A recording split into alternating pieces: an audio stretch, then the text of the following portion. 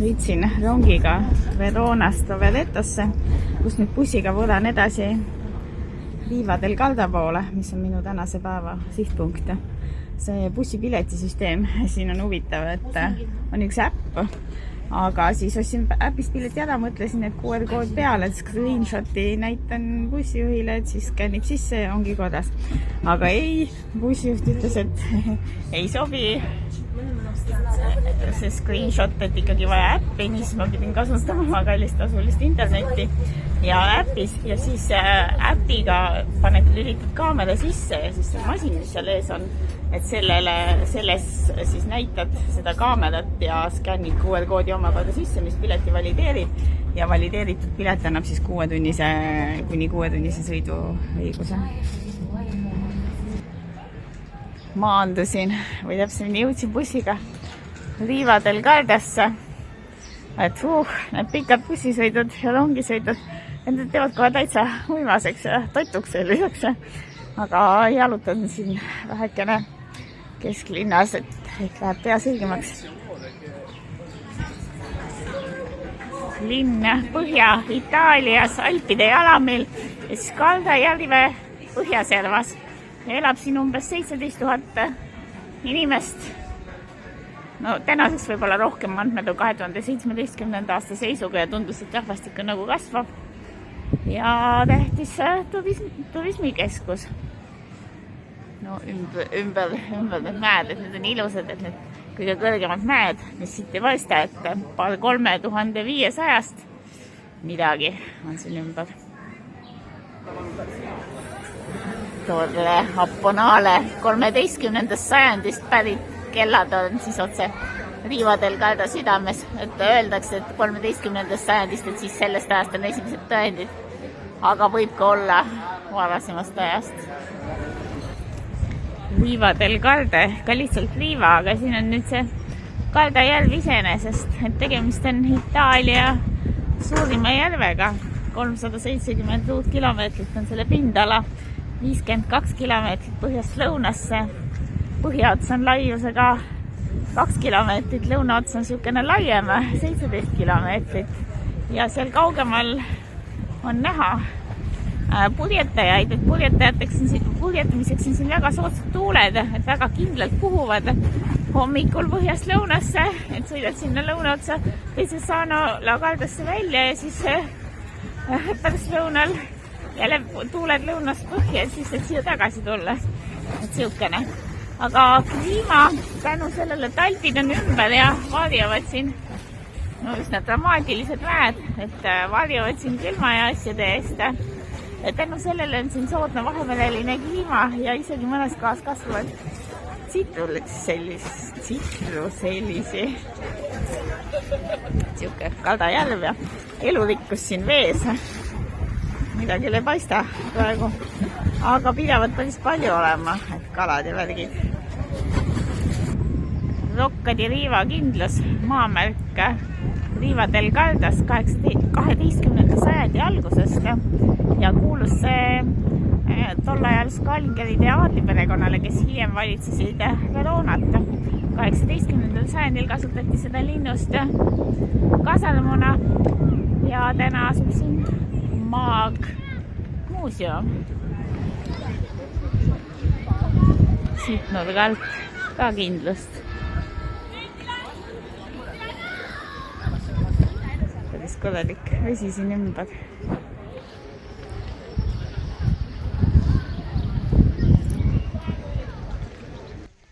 Kaunid lilleaiad täies õies.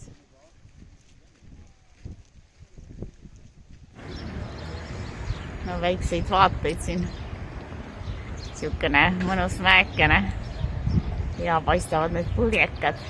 Ja seal künka otsas on bastion 16. sajandist, et sinna peaks põhimõtteliselt üles saama, et kas siis sõita mingisuguse kaabliautoga või turnida niisama.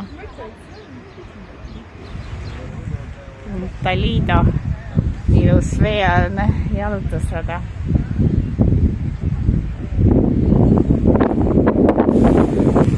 Pakun, et vähe suvisemal ajal on siin ujumisland.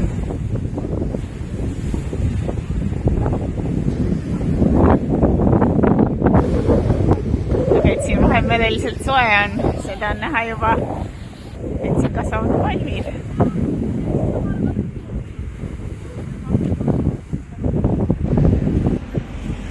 No siin on kohe suisa lõunamaine vibe, et valged hotellid ja palmid.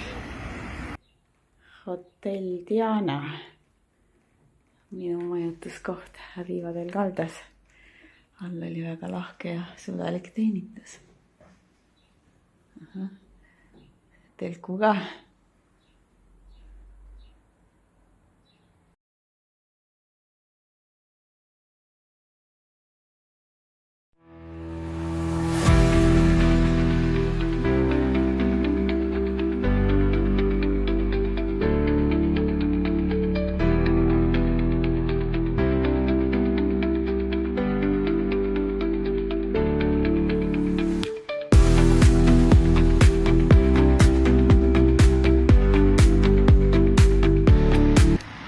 Täna on ilm hall ja vesine, mis siiski ei tohiks takistada päevakava järgi progresseeruda ja Valone juga vaatama minna.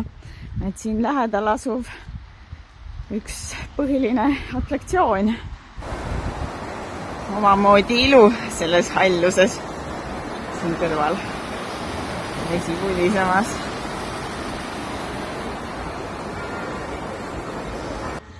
Ingresso Entrance Cascata Valone. Valone juga läheb sinnapoole.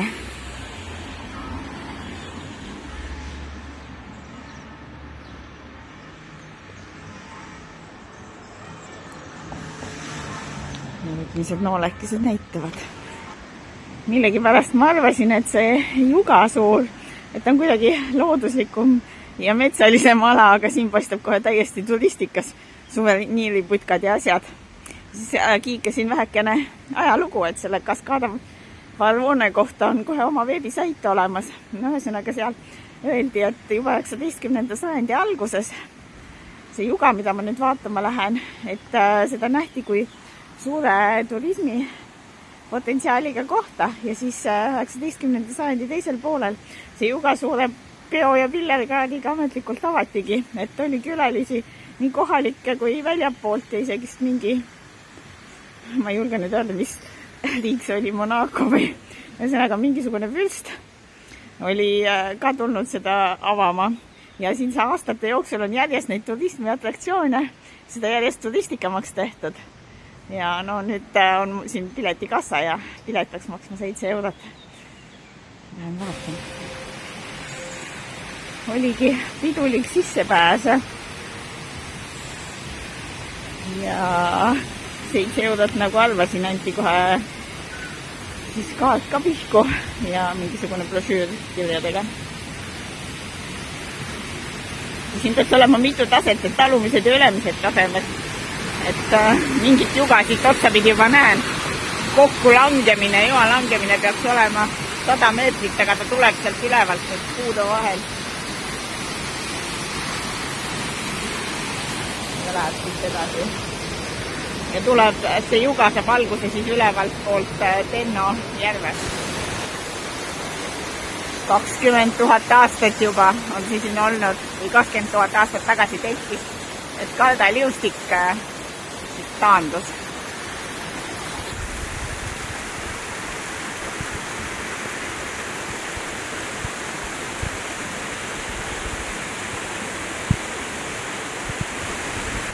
No, juga on üks asi, aga siit on pääse salapärastesse koobastesse. Mitte just otse koobas, aga siukene lühe. Huvitav. Ja kaunis ümbrus.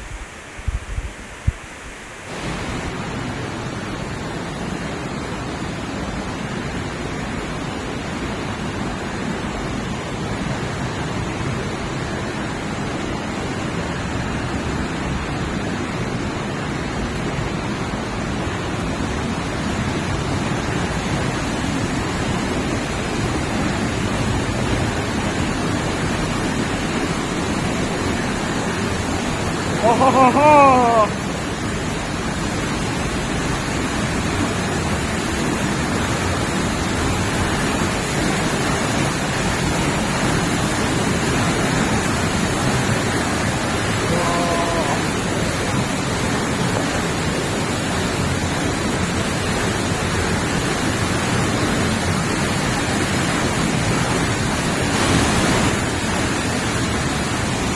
juga ja erinevad valgused on siia pandud efektiks.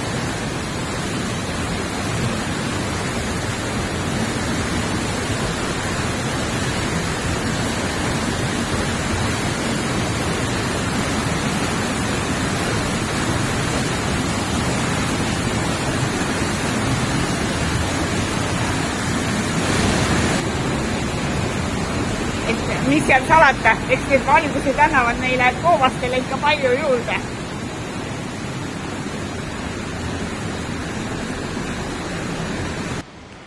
Ümber on kaunis botaanikaaed ja siin on üks vaatekohaga söögikoht. Oi, siit näeme pilvi kerkimas. Aga linnavaated.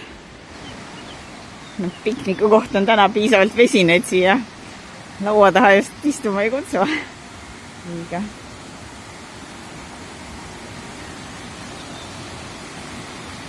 Aga nüüd on väga kaunis.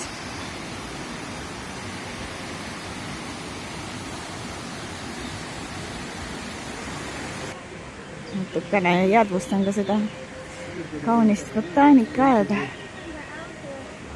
Nurval.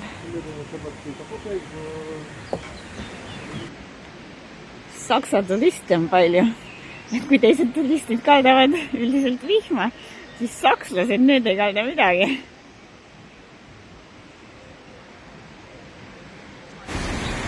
Aga järgmine koobas ja siit on nüüd kosta kõva veemühinet.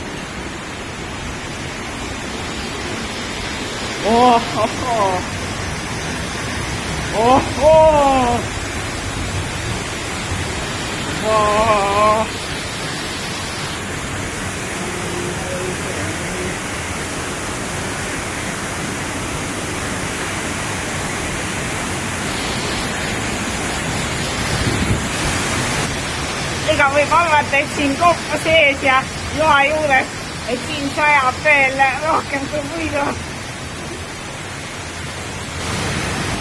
Võimsalt sealt ülevalt tuleb ja läheb siit alla kaugele. Ja pärast seda võimsa joakogemust, kusjuures looduslikult tuhandete aastate jooksul uulistatud seal Kaljulõhes, aga saab siin rahulikult terrassil vaateid vaadata. Botaanikaaed allpool siis.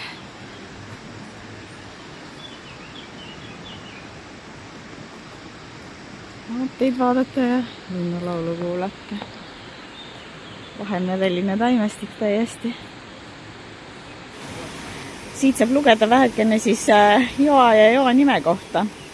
Et Varone juga algab siis Tenno järvest, mis on 8 kilomeetrit edasi mägedes. Ja vesi algab siis sealt järvest ja jugadena, joakestena, mida kutsutakse magnooneks. Lõpuks siis jõuab siia suurde jõeolgu. Ja edasi voolab, muudab nime Varoneks, voolab läbi Varone küla ja kuni siis Kaldajärve välja. Ja see on see, et kus kohast tuleb nimetus Kaskada Varone. No mul on siin see joatuur tehtud, vist vedas, et pääsesin või tulin varakult, et nüüd turistimastid tulevad.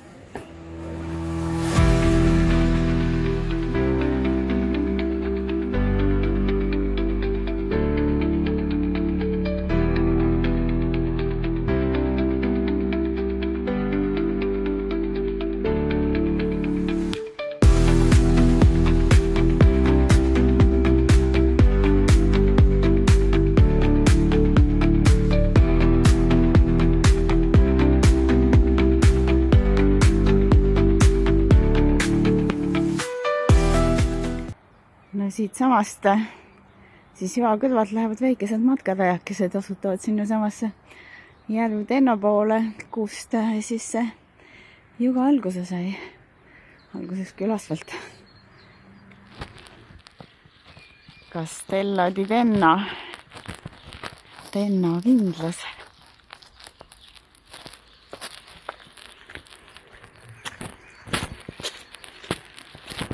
siin aste kõrgemal. Ja eks ta oligi, et oli turnimist parasjagu selliseid matkaladu mööda, aga nüüd jõudsin asulasse välja ja siin on väga tsiviliseeritud.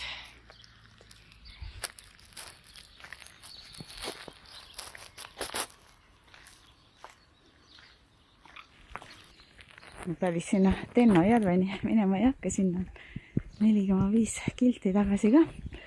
Et täna rohkem siuke chill päev mõeldud. Jah, chill. Aga teen siin väikese tiiru, et põhimõtteliselt ma käin, teen ülevalt poolt tiiru siis sellele joale, mis annab siukse paraja ringi ja väikse mõnus mõnimise. Üks Kindluse tänavad. Siin annab täiesti orienteeruda.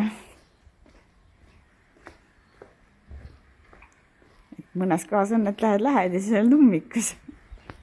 No ja kes sõbrake meil siin on? Nosib. Mingeid varusi. Oi, väikesed ka.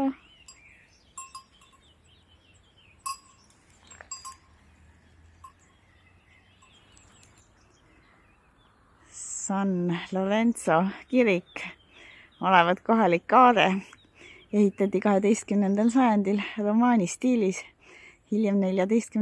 sajandil lisati kooti elemente ja pärast seda on igasugu täiendusi veel tehtud.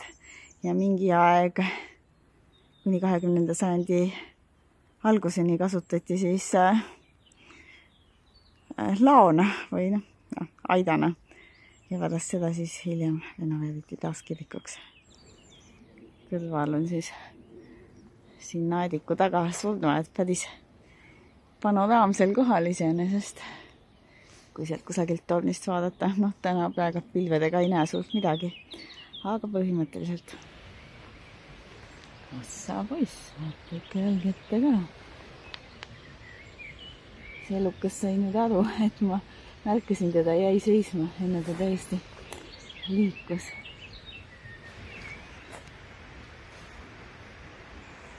Ahah.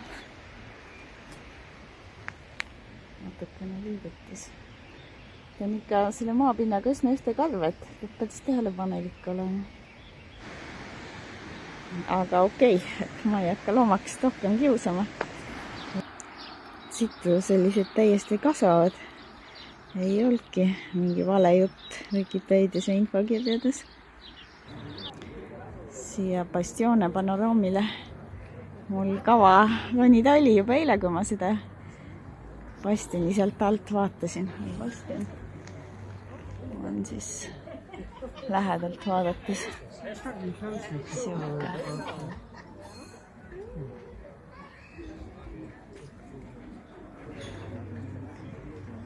Kaldajärve panoraama ja linnakatused. Bastionisse saab sisse ka vaatama tulla, milline see ringikujuline ehitus siis seestpoolt välja näeb. 16. sajandi oma siis meenutame.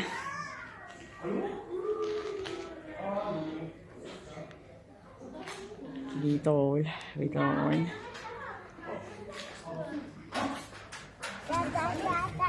Bastioni avadest piilumise koht.